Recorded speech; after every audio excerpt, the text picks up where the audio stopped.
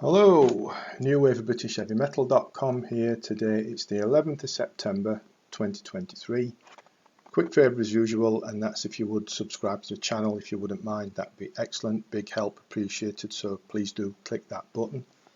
Today we're going all the way back 40 odd years or so to the good old original new wave of British heavy metal days. A band called Phantasm, and they're Undercover of the Night. Now then, this is one of those, in inverted commas, lost new wave of British heavy metal gems that somehow those fine people at Cult Metal Classics keep unearthing from somewhere and giving them to us to enjoy when we never thought we would.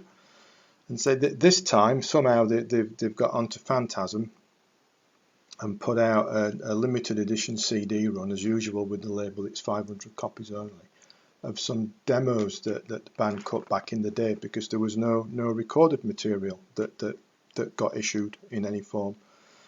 Now Phantasm, I couldn't remember them, but I'm very old now and very forgetful, aren't I? But anyway, the band was a short-lived effort put together by Dave Dufort, or of course drummer that was in the marvellous Angel Witch and the equally marvellous Titan back then. Dave decided to put a band together, and he recruited or roped in, pick your phrase, quite a little lineup actually. We had Tom Prince on bass, of course, who played with Tredegar. Gary Jones on guitar, ex-Blade Runner, formed the core of it, and then they went on the hunt for a vocalist and settled on someone called Jan Stevens. Now, what a vocalist she is, or certainly is, I don't know. Monster voice, husky, powerful, rangy, really belts it out on here. What a find she was for the band back then. However, as I've mentioned, unfortunately, Phantasm didn't last long, and certainly not long enough to put anything out on record. There were no singles, no albums, no nothing back then. But they did lay down some quite superb demos back in the 80s. And as I've mentioned, thanks to Cult Metal Classics, they've managed to unearth them and put them out on this limited edition CD run.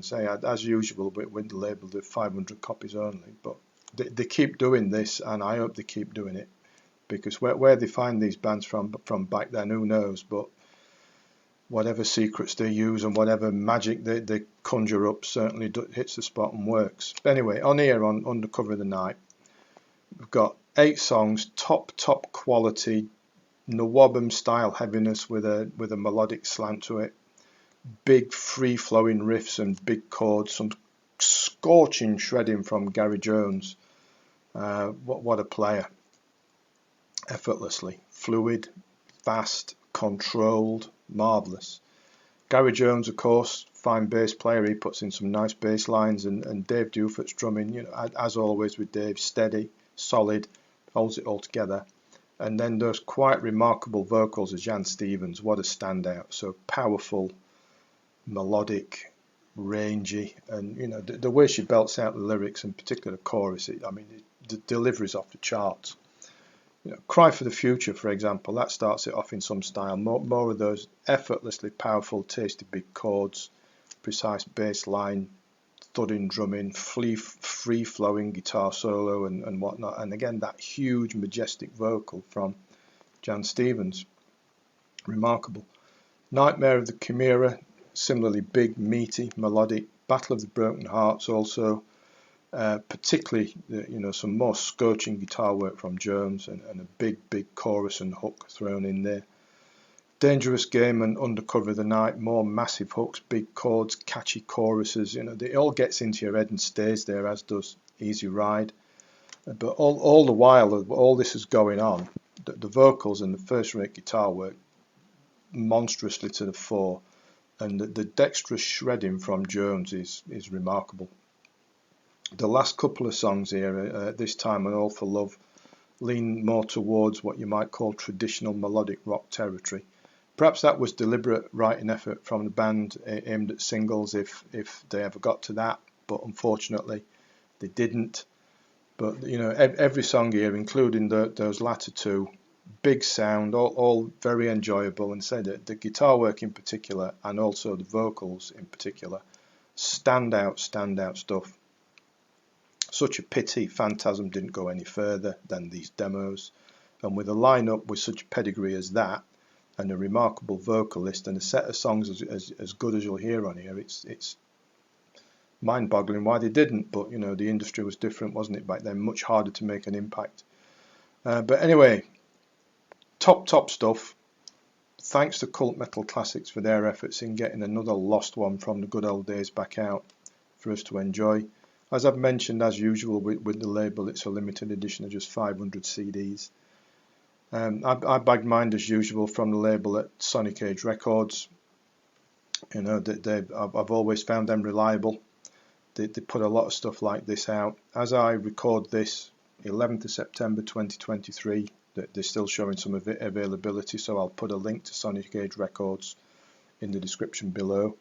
And they've got, if you might not know, they've got all sorts of other NWOBHM stuff from back then for sale as well, as they keep cranking this stuff out. So do check them out. Say link to Sonic Age Records below. And in a few days, when I've digested it a little bit, there'll be another lost NWOBHM coming that you might not remember or have heard of, but is top notch also. But in the meantime, check out Phantasm. Great stuff. Say vocals and guitar just off the charts. And when you've got Dave Dufort drumming and solid bassist as well, you know, you just, well, you can't really go wrong. So there we are. Check them out. Another lost NWOBHM coming in a few days. Please subscribe to the channel before you go. That'd be marvellous. And as always, thanks for watching, thanks for listening, and take care.